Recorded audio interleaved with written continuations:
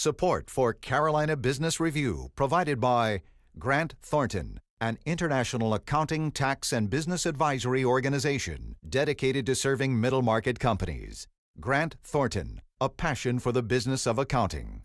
Novant HEALTH is a not-for-profit group of hospitals and medical clinics caring for surrounding communities. Their nurses, physicians, and staff are nationally recognized for their remarkable devotion to patient care. And by Sonoco, a global manufacturer of consumer and industrial packaging products and provider of packaging services with more than 300 operations in 35 countries. Well, we have 3 years and counting now of a challenging employment picture, or I should say unemployment picture. Real estate that is still righting itself, and state budgets finding their new reality. However, the news really isn't all bad. You could even say, on balance, it's positive. Happy holidays. Welcome back to what we think is the Carolinas-wide conversation about all things in public policy and business. I'm Chris William, and this time on CBR, while the holidays give us a natural break in the action, the beat does go on. Later, joining the dialogue, special guest, North Carolina DOT boss, Gene Conti. Major funding also by the Duke Endowment, a private foundation in Charlotte, enriching communities in the Carolinas through higher education, healthcare, rural churches, and children's services. And by Blue Cross and Blue Shield of North Carolina, who's responsible for rising healthcare costs. Join Blue Cross and Blue Shield of North Carolina and many others in a candid discussion at letstalkcost.com. This edition of Carolina Business Review was recorded November 10th, 2011. On this week's program, Ned Curran of the Bissell Companies, George Fletcher of New Carolina, and special guest, Secretary Gene Conti of the North Carolina Department of Transportation. Now, Chris William. Welcome to our program. Ned, good to have you here. Welcome. Thank you, Chris. George, thanks for coming in from Columbia, as always. We appreciate Chris. that. Ned, I'm going to start with you and start about the business of commercial real estate. We were talking before the program a little bit, and and specifically with the Bissell Companies and the company you've been with. Here, you guys, and not to embarrass you, but here is a company that since 2008, when the wheels came off the wagon in the economy, you guys almost have not missed a beat. And what I mean by that is we've all heard in the commercial real estate space a lot of the guys singing the blues about, oh my gosh, our funding is dried up, people are not building, we've got all this inventory, and we've kind of seen a lot of commercial real estate either try to combine or just plain go away. And here you guys are, since 2008, have done spec space in more than 2 million square feet. What do you see out there? How have you done it, and how have you filled it? We hope we see more customers, but I don't think it starts with us necessarily. I think it starts with we're in the right part of the country. We're in the southeastern United States. We're in a right-to-work state. Yeah. We have a fabulous airport run by a gentleman like Jerry Orr. Those are the necessary ingredients to have businesses want to come here, and then it comes down to, do we have the right product in the right place? And so far, I think we've delivered on that. We have LEED certified buildings. That tends to be what people want now. And decision-making now, people can't wait 2 to 3 years to conceive an office building and then have it built. The decision time frame just isn't that long. So to have product available and ready that meets the criteria for a Fortune 500 or a major corporation, that's what's made the difference. But it's still, I mean, it's a bold decision. These are bold decisions that you make, and layer on the fact that most of the Bissell Company development is sitting on the North and South Carolina line, and we all know how much South Carolina loves to pull. Sorry, George, I think you're going to get a chance here. South Carolina loves to pull some of that economic development from the higher tax North Carolina, and people like to go down to Lancaster and those counties. How do you do that? We've lost a few to South Carolina, to my friend here on the left, but by and large, all boats rise. We see it that this region is attractive, and we just try to have outstanding product within the region, but we will always work hard to attract businesses to the region first and then to our product, because we see any economy that's moving like that is going to be effective. So once you get into our product itself, we try to create an environment. It's not just about an office building, it's about what's right outside that doorstep. And when we think about the worker today, you have to have a lot of amenities. You've got to be attuned to the productivity. With the HR directors sitting there, they're not just thinking about how nice the office is or what the efficiency of the floor layout is. They're thinking about where they're going to go eat lunch, where they're going to go to the doctor, where they're going to go to the dentist, all those types of things. So we've tried to create an entire environment that plays to that. George, you've heard some of this dialogue, and not just about BUSIN companies, but a lot of these companies that really are doing better than we hear about on programs like this and in the media and in print.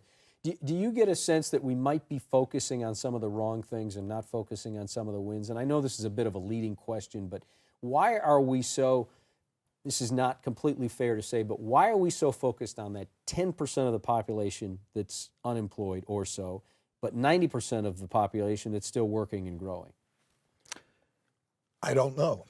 It's a simple answer. I think the unemployment's a huge concern to the political leaders. I'm sure that's part of the reason. I think in South Carolina, at least with our manufacturing industries, we see a bigger problem in them not being able to hire critical employees, you know, electricians and welders. Because they're not credentialed or they're not available. Exactly. So we have, well, the Commerce Department says we've got 50,000 jobs available and 100,000 unemployed, but the two don't match. You know, I'll come back to you, and let's talk about transportation infrastructure, because you made reference to it when you were talking about the airport in Charlotte and how that's important to the formula that works for you when you're developing. Transportation infrastructure right now is at risk, just like everything is at risk. So I guess, Ned, how do we fund it? How do we prioritize it? These are all questions we need to bring up with Secretary Conti, but how do you see it as being on the other side of this equation?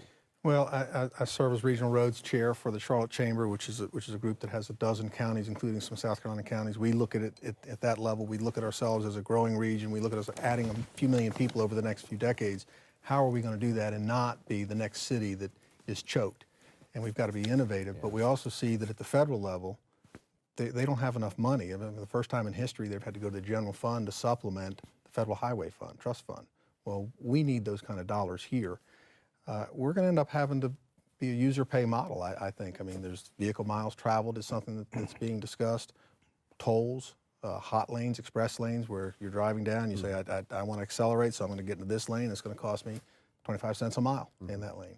I mean, that's the only way I really see effectively we're going to get through this. And George, as we talked before the program, you know, that connector between Columbia and the Low Country, where the Ports Authority, I-26 is horrible on any day of the week. So, twice a day. So how do you expand it? How do you change the strategy around that? We right now we're forming a Transportation Distribution and Logistics Council of some of the key leaders from the private sector. And departments of Transportation, Commerce, and the Ports Authority are going to do a strategic plan. The port wants to increase tonnage or containers from 600,000 a year now to 3 million a year by 2030. And to do that, we've got to look at all the infrastructure, the railroads and the intermodal areas and certainly the interstates.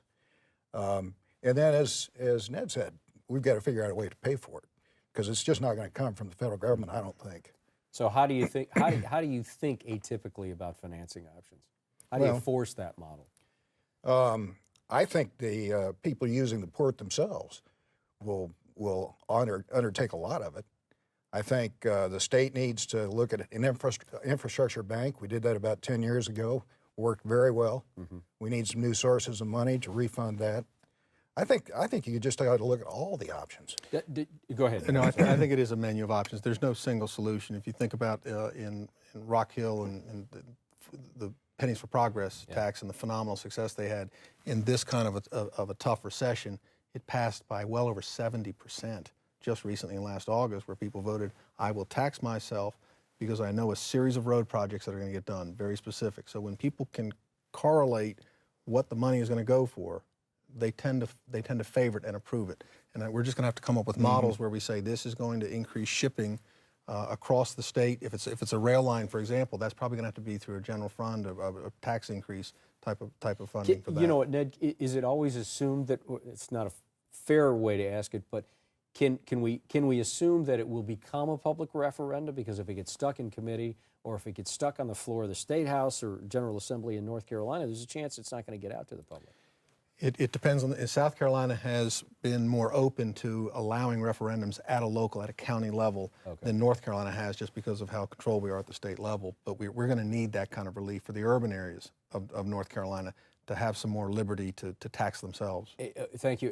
And George, let me go back. You said something that you know, sometimes you have to think atypically about the financing of it. It might be a cost that is borne by some of those who use the ports.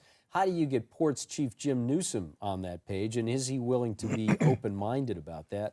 Not asking you to speak for Newsom, but I don't know how Jim feels, but I know he is very much interested in the strategic plan where we identify exactly what we need to do in order to handle, well, 5x the containers that we've got now. It's interesting, our ports people tell me that come 2014, when the Panama Canal gets widened, it's no longer Charleston against Savannah against Wilmington. You know, there'll be more containers than all of them can handle. So it's just really a matter of getting ourselves ready to handle it, and we won't be ready by 2014. you know, we've been talking about transportation infrastructure. We're certainly going to get our guest in here in a moment to do that. Next week on our program, a little bit closer look at real estate, at least in the Carolinas, Carolinas-wide. We'll be talking about residential real estate, some commercial real estate. On our panel, he is the CEO of Highwoods Property out of Raleigh. Ed Fritsch will be here. Also, Pat Riley, who's the CEO of a residential real estate firm out of Charlotte, Alan Tate, and then David Lockwood from Colliers Keenan in Columbia on the commercial real estate side. You know, many cite transportation and infrastructure, as we've been speaking about here, as we talk about in cocktail parties, as being right up there with education and technology when it comes to what governments need to seriously think about prioritizing. Joining us now is a man at the center of that bullseye. He's the North Carolina Secretary of Transportation, Gene Conti. Your Honor, welcome to the program. Thank you, Chris. I ask everybody to hold their fire for a moment then. But God bless you. When you get caught in traffic, do you just cuss DOT? Well, I do sometimes. I also know that we have information available through our 511 system, and if I'm smart enough to check our web page before I leave, I can sort of figure out where the traffic is. So there is information available. I would encourage people to try to use that. But it is frustrating sometimes to be in a traffic jam and you're not sure whether it's an accident or just construction or whatever it is, but it is frustrating. You know, I wasn't going to start this, but when you're in the since we have you here, Mr. Secretary, no, when you are sitting on I-40 and you are or you're in the connector between Durham and Raleigh, and you know it is as wide as it can be and it's still packed. Are we missing some type of strategy that we're just not doing instead of just widening roads?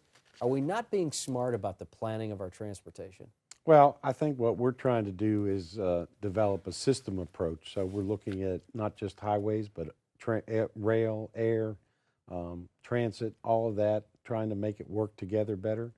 I was interested in George's comments earlier about South Carolina kind of pulling everybody together in a logistics coordinating council. We've already done that in North Carolina. We've got a good start on it.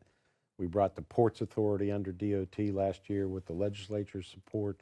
So we're trying to get our act together, doing much more comprehensive system type planning, trying to figure out where those connections need to be so that we don't overstress the highway system, that we use all the modes available.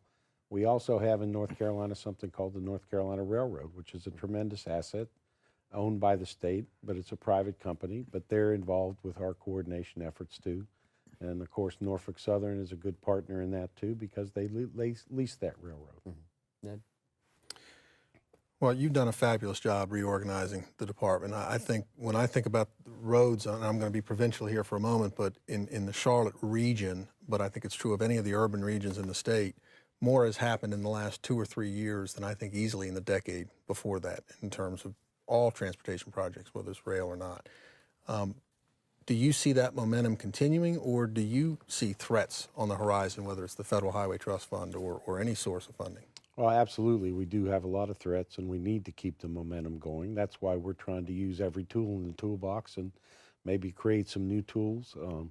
We're looking, for instance, at the Red Line, the commuter rail idea going north from Charlotte into the Davidson-Huntersville area. We may do that as a private-public partnership, bring private capital into that equation that will help us stretch our public dollars. And we're going to do that on the Hot Lanes project, probably on I-77 as well, where you have a high occupancy toll lane.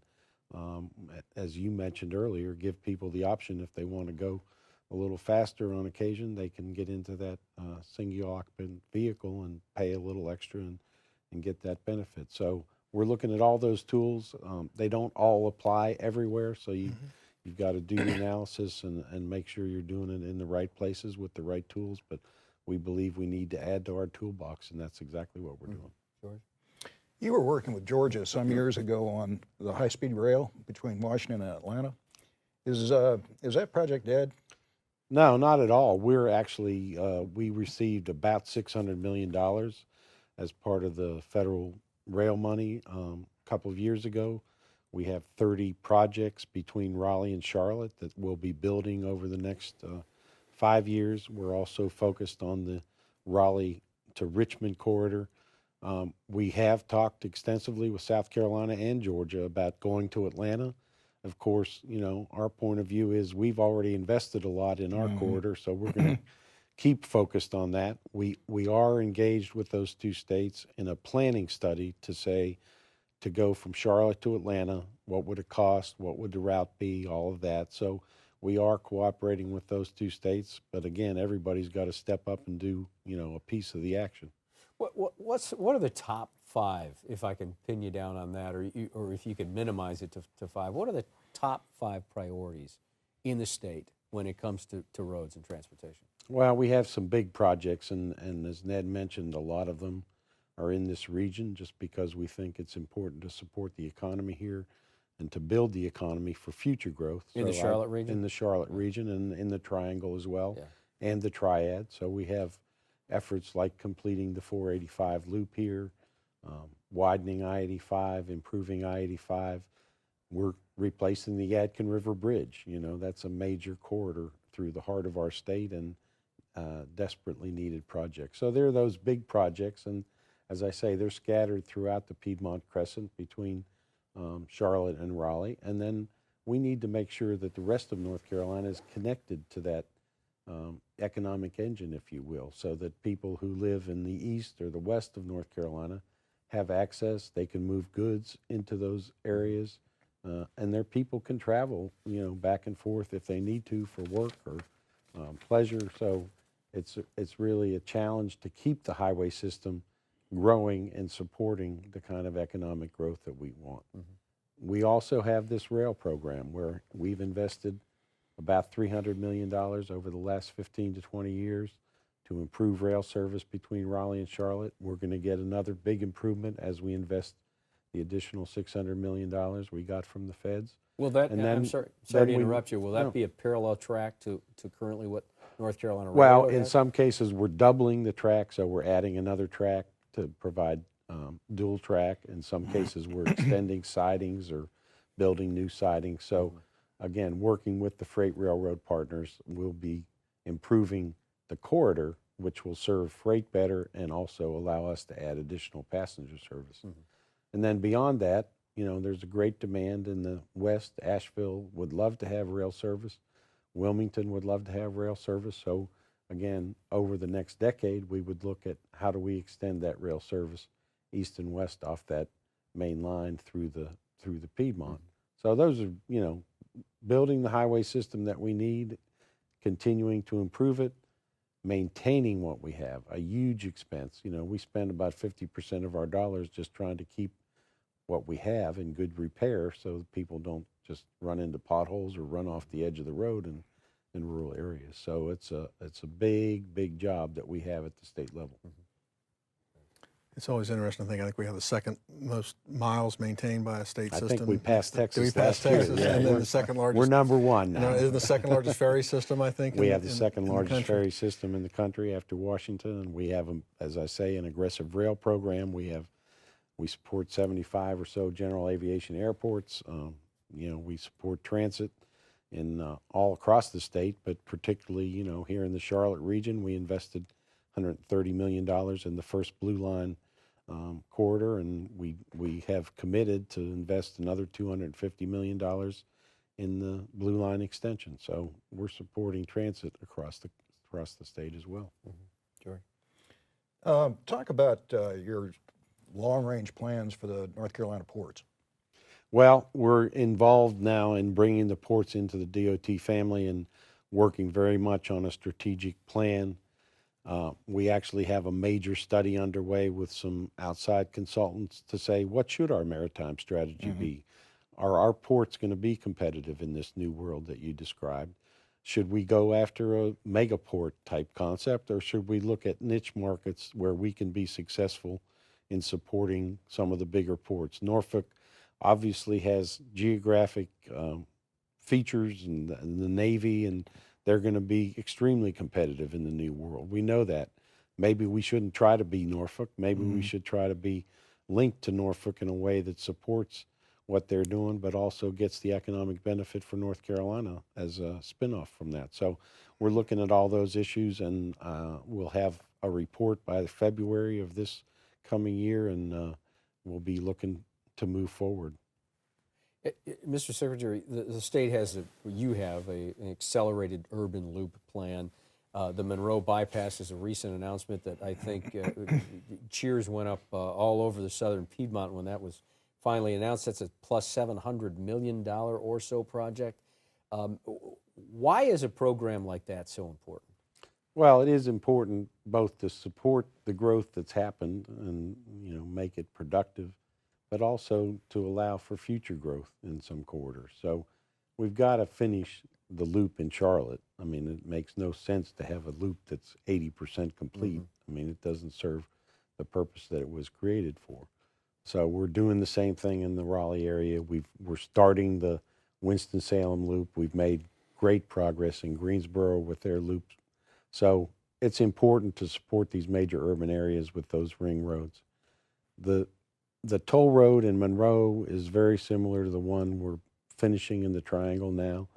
It's got to be built to support the growth that's already happened, but also to allow additional growth. And we want to continue to grow. We want to continue to grow and build a quality of life here. We're a great state. We attract a lot of people. We want to continue to attract them, but we're not going to attract them if they're going to come here and get stuck in a traffic jam, as you started this discussion. We've got about 2 minutes left, and I want to follow up. It seemed like the Triangle Transit Authority had a pretty good vision on how to move people around the Triangle, and was part of at least in the inception of it. What happens? Not what happened to TTA, but what happened to a vision that will really give Raleigh more of a sense of being able to move around a little bit easier? Well, you had the example here in Charlotte and Mecklenburg with the half-cent sales tax, a huge step forward, in the late 90s, and ratified by the voters a couple of years ago to move forward. So that unified effort, supported by a clear revenue stream, made a difference here. We've never in the Triangle been able to pull that together. Although we did have a vote in Durham recently that allowed a half-cent sales tax for that purpose. We're looking forward to Wake and Orange County taking that up next year. And so if that will give us that local revenue source, then we're prepared as a state to support that with a similar share like we did here, 25% or so. And then we're going to need to have some help from the federal government. But we think that local share is the foundation on which you build. And so that worked here well in the Charlotte region. We think it can work in the Triangle, but we want to ask the voters to support it. You've got to have that local public support. Do you expect that the voters are going to go along? Well, they did in Durham by a 60-40 vote, so we're hopeful that Wake and Orange County will move in that direction. Mr. Secretary, thank you for being on the program. Can't imagine being overseeing as many miles of roads as you do, and you do it with some real grace. So thank you for being on the program. Well, thank you. We have a great team, and we've got great employees. Good to see you. Thank you. George, welcome. Always good to have you here. Thank Ned, you. like your tie. Good to have you. Thank you. Appreciate it, Chris. If you get a close shot of that, you'll know why, but we're out of time. Good night. Bye.